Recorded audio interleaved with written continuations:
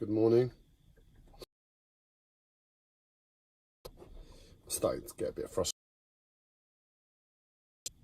with myself, and I can note, get worked up, and I thought, instead of doing that, let's make a live stream. Don't know why, I just reminded myself of Anthony Joshua then. Me and my wonderful mind, eh? But anyway, no, on the subject of Anthony Joshua, I never liked him. I mean, in fact, on a bar years ago now, and he was there at a football match, I believe. And apparently he was there because he was just he'd just gone over his period. It's like easy opponents, and he was about to step up to take on the bigger guys. And I think he was there, you know, they were trying to sell him it, you know, you'll be here one day. Because I saw someone famous. I mean, must have been about 200 feet in front of me through some glass doors, just at the top of an elevator. And because I had nothing, I didn't know of him. He was meant to be junior champion, and that's it. And I saw the guy, oh, I'll like him. That's my mind when it comes to sports. I don't make it complicated. And then I started to observe him, and he's got a good energy. He's got a really good, clean energy. I mean, he's athletic, he's fit. But I don't like him. Because when he speaks from the point of view that, to my awareness, from the perspective of coming from the collective psychosis. And there was one other little thing where he was wearing a Rolex watch. And they made fun of him on a game show, and it was advertised on the... And there was just something about the level of tone that he wants to portray his level of consciousness at through the collective psychosis.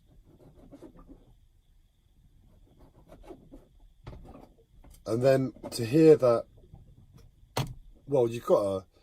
All right, there was... You're portraying consciousness through the collective psychosis. That's fine. That can be fine.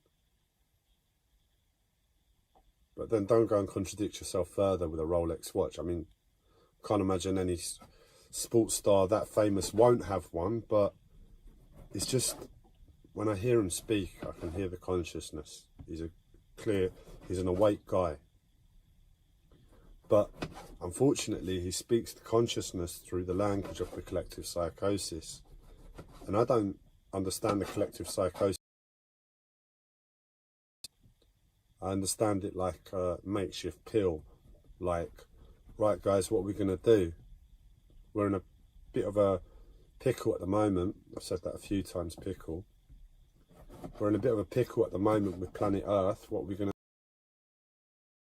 Let's put together this pseudo-consciousness network. And I've dubbed it the collective psychosis.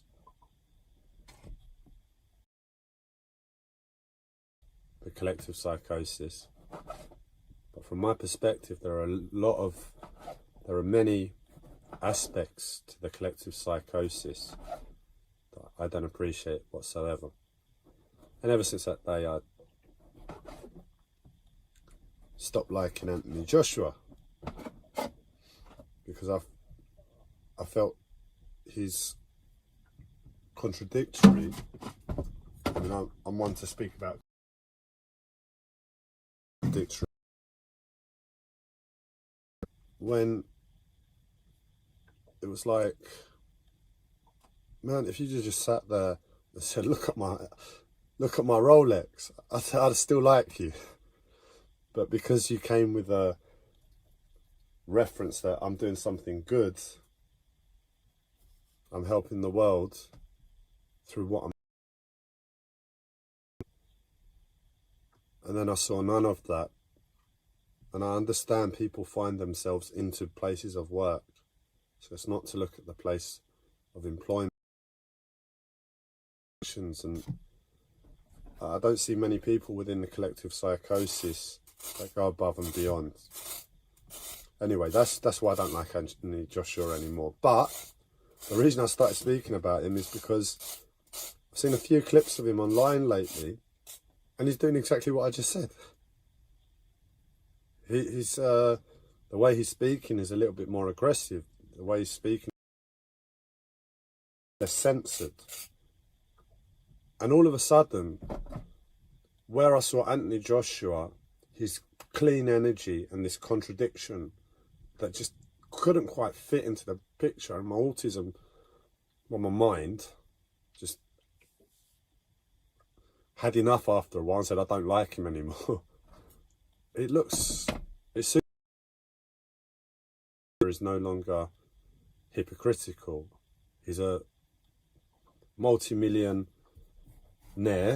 boxer, top of the world ranking, best in the world, and he's getting on with that role. And I know from before that he's got that consciousness within him. And now I trust him more to make positive changes in the world when he was trying to speak conscious language back in the day. And to me, that honesty in a person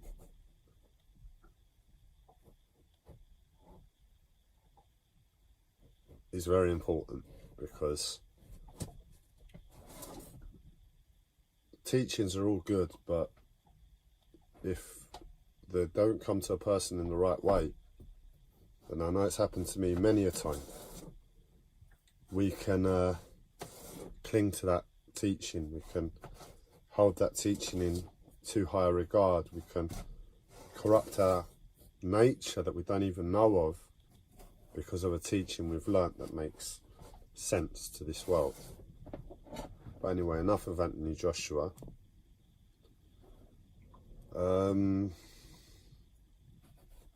So we're going to talk about reptiles. It was just, I had the news.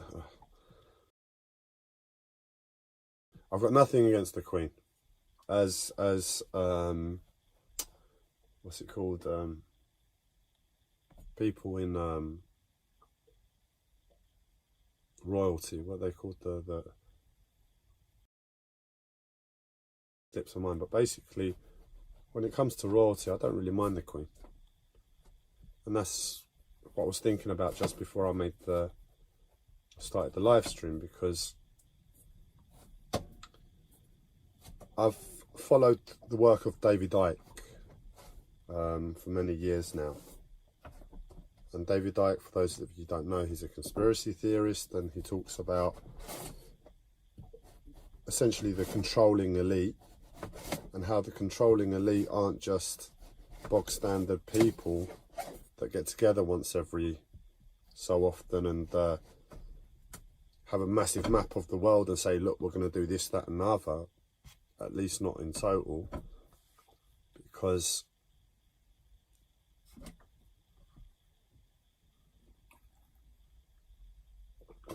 in addition to that, the controlling elite are meant to be spiritual. And what I mean by spiritual is they're meant to be aware of themselves on a spiritual level. They're Illuminati, they're self-enlightened, because they know who they are and their power. And they're a specific sect of humanity, they're a specific group of humanity we would label as reptilian.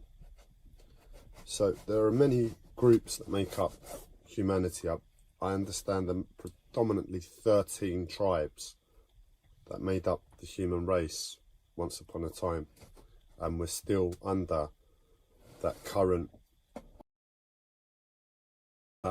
that those 13 tribes created. We haven't finished that chapter of our own history yet. And essentially,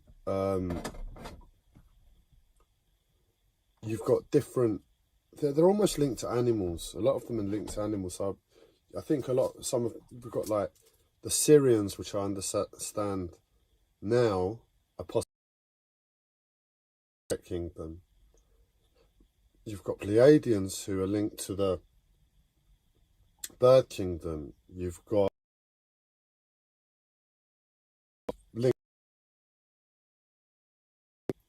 so you've got different tribes that make up planet Earth. And if we imagine, I don't know how it happened, maybe we all came from the stars and the planet was just inhabited by beautiful nature and animals running wild. As we came in, and this is just a hypothesis, as we came into the Earth's energetic field, dependent on our nature from wherever we came from, there'd almost be like a synergistic coupling with the most life energetic match to ourselves. And each tribe has a different animal connection. So the reptilian tribe, they've had the injustices happen to them as a result of us as a collective. And essentially they're hurt. And essentially they've taken control of planet Earth. And essentially they're causing all the injustices around the world. They're responsible for it. But they were also responsible for it dating back a long time until the injustice they suffered.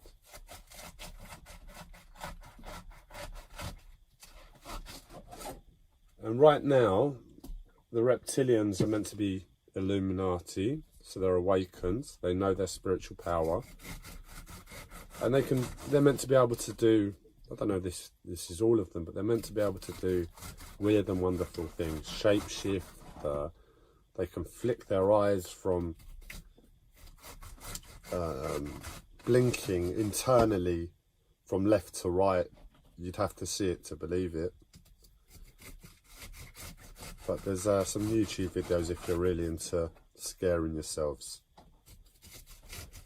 But I got into David Icke's work in little bits in my early 20s.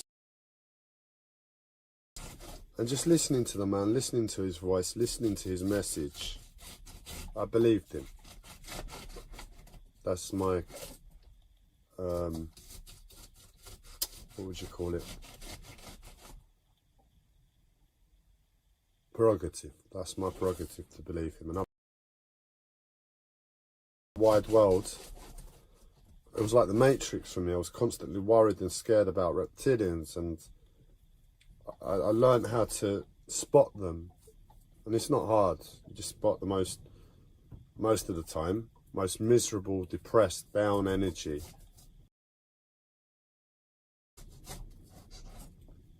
And I've had 14 years of learning to interact with them and live by their side, and they're the controlling elite.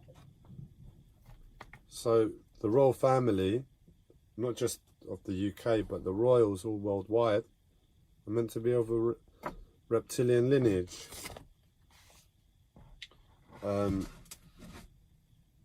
And essentially what this live stream is about is that I was listening to the news and I was like, I've got my viewpoints on the world, I've got my viewpoints on reptilians, I've got my viewpoints on stuff, and I can be very contradictory and but I can also be very offensive and speak out in the wrong way, the wrong manner. I know I'm not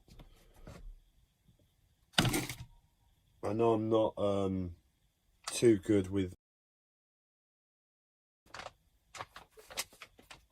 censor myself before I speak and find the right words with a limited vocabulary that I hold.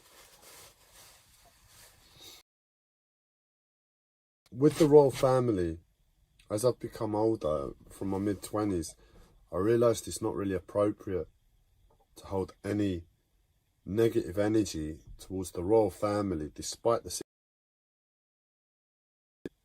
With me becoming an adult living in the United Kingdom, despite how I see it. And I learned to just bite my tongue in terms of my feelings. I still was able to think about the situation clearly. I was still able to, in all instances, it's just living in the UK, I appreciate there are a lot of people who respect and appreciate the royal family, so it's not an appropriate thing to them. But as I said, the royals, not just the UK, all over the world, are meant to be of reptilian lineage. And I was just thinking to myself, as the Queen on the news,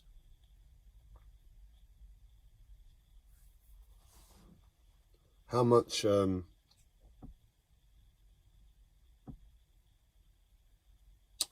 don't mind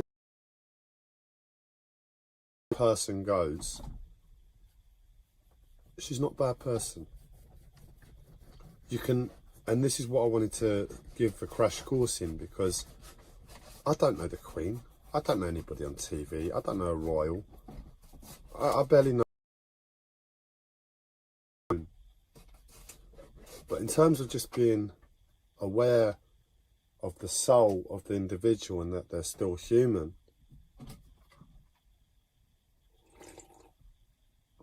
that is what I wanted to speak about in terms of dealing with reptiles. It's not really dealing with reptiles. You deal with yourself. Because reptiles are reptiles, man. They can run this complex ecosystem that is planet Earth 2022. What are we going to do against them? I'm gonna hit one? I'm going to tell one, I'm going to have an argument with one?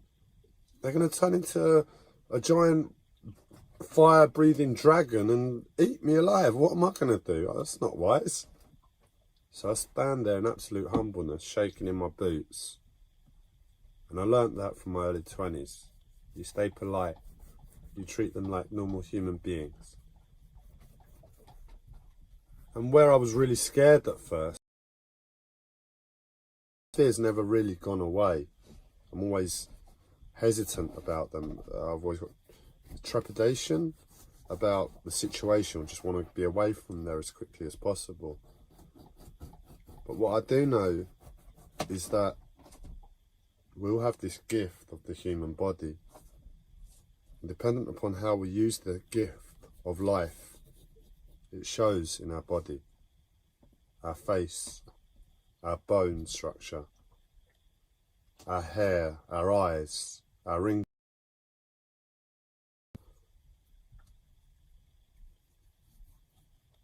And I said to myself, you know what? Whatever the Queen's done in her life, yeah, she's a reptile. Yeah, she's meant to, God knows what they're meant to do. She's running the show for the whole world.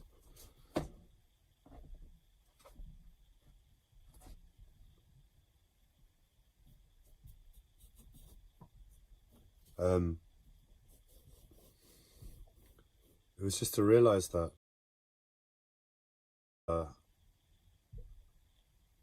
in the past, many times, really questioning her as a reptile and her as a queen.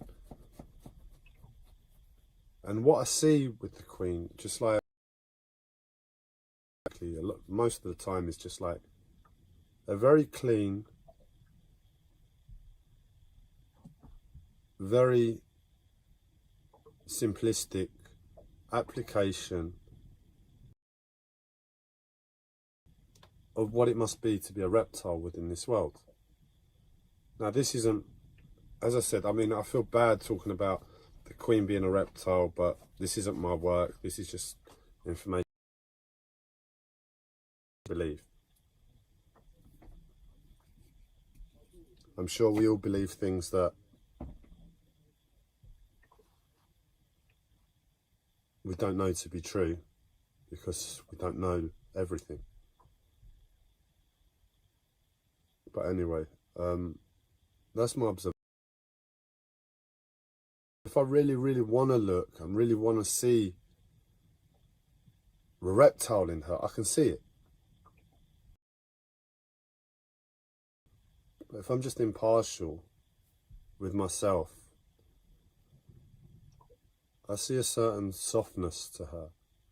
And I realise a lot of the interactions I've had with reptilians through my adult life, as I've been aware of them,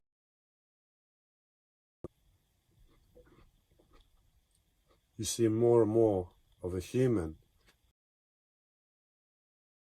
more and more, as you begin to understand how to deal with them, how to live next to them.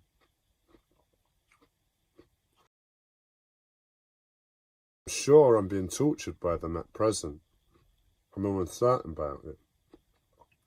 But the earlier statement still stands. What are you going to do to an enlightened being, a group of beings? What they need is love. And if you're shaking in your boots, standing next to that sign of respect is a sign of love too. And you slowly build that. And I want to say there's nothing to be afraid of, but I'm not there yet. That's not what I've understood from the teachings that I've come across in the world.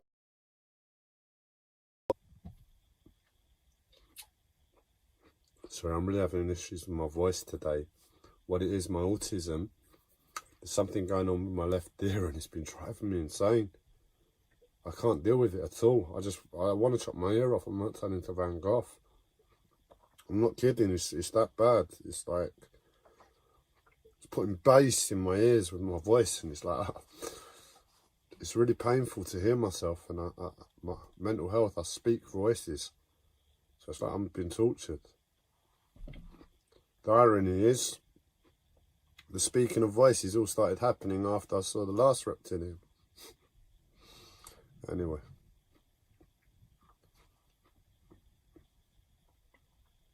But I said, there might be an angel standing on my shoulder and they might hear my pain that I'm having to go through with this voice. I'm sure I don't sound too bad with you to the viewers, but the echo in my left ear is just terrible. I can't function. I really want to cut off my ear. If I was truly in touch with my physical body at the moment, I'm pretty sure I'd do something silly. Luckily, I'm not in touch with my physical body. But that's probably part of the problem. So just to say, with reptilians, oh, it's calmed down a little bit. They're human beings. And like in the world of business, and especially the men reptilians, they tend to get caught up in the power and the control and the sex and everything else. But you give women half a chance, the women half a chance at least.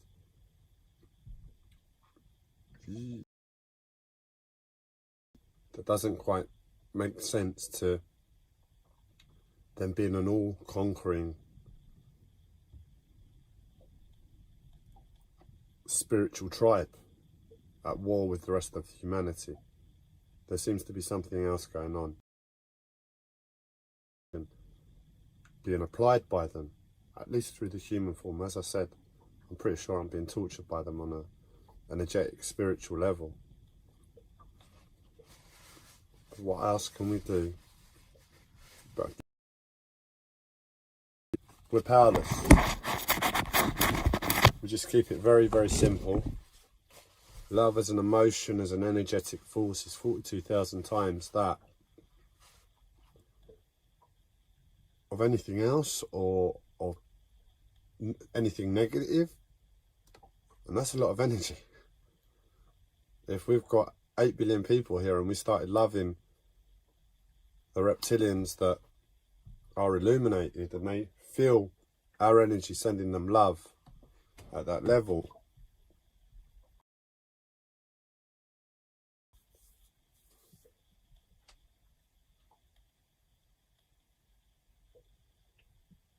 I'm sure we can change the planet. And we can have a party with reptiles. And we can all dress up as reptiles. And they can dress up as some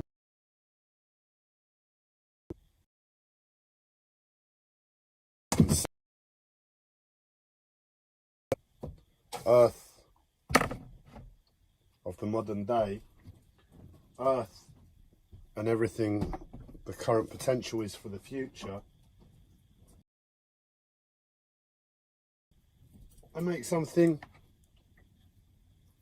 prettier, make something nicer, less soul destroying.